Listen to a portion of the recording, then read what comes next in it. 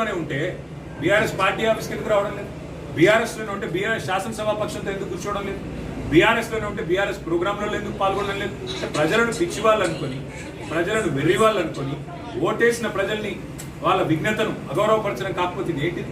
ఇంకోటి, ఎక్కడ చూసినా ఇవాళ మంత్రుల ప్రోగ్రాంలో నిన్న బూతులు తిరుగుతుంటే జూపల్లి కృష్ణారావు గారు, పొంగులేటి శ్రీనివాసరెడ్డి గారు టీఆర్ఎస్ని, కేసీఆర్ గారిని బూతులు తిరుగుతుంటే అదే వేదిక మీద పల్లికిలించుకుంటూ కూర్చున్నది ఎవరు? మా బీఆర్ఎస్ ఎమ్మెల్యే కృష్ణమోహన్ రెడ్డి, కాంగ్రెస్ లో చేరిన కృష్ణమోహన్ రెడ్డి. అదే అంటున్నా, వీళ్ళ దురవస్థ ఎట్లా ఉందంటే రెండే లింగాలు ఉంటాయి అవసరం. ముఖ్యమంత్రి గారి భాషలో చెప్పాలంటే ఒకటి పులింగం, ఇంకోటి స్త్రీలింగం. వీళ్ళు ఏ లింగమో చెప్పుకోలేని పరిస్థితులు ఉన్నారు ఇవాళ, కర్మ. కాబట్టి ఇట్లాంటి వాళ్ళని ఎందుకున్న ప్రజలు బాధపడే పరిస్థితి, ఇట్లాంటి వాళ్ళకు ఓటేసి గెలిపించినందుకు కార్యకర్తలుగా మా కార్యకర్తలు బాధపడే పరిస్థితి. అయినప్పటికీ అత్యున్నత న్యాయస్థానం ఇప్పటికే చెప్పింది స్పీకర్ గారికి, మీరు వెంటనే నిర్ణయం తీసుకోవాలని. పిసిసి ప్రెసిడెంటే స్వయంగా చెప్పిన తర్వాత ఇంకా చర్చకు కానీ, ఇంకా ఏదో రకంగా తిమిని బమ్మింగ్ చేసే కార్యక్రమానికి కానీ ఆస్కారం లేదు. పిసిసి ప్రెసిడెంట్ చెప్పిన దానికి కూడా మేము సుప్రీంకోర్టు ముందు పెడతాం. తప్పకుండా స్పీకర్ గారు ఏమైనా ఉల్టా పుల్టా చేస్తే తప్పకుండా మళ్ళీ సుప్రీంకోర్టుకు పోతాం. న్యాయం జరిగే వరకు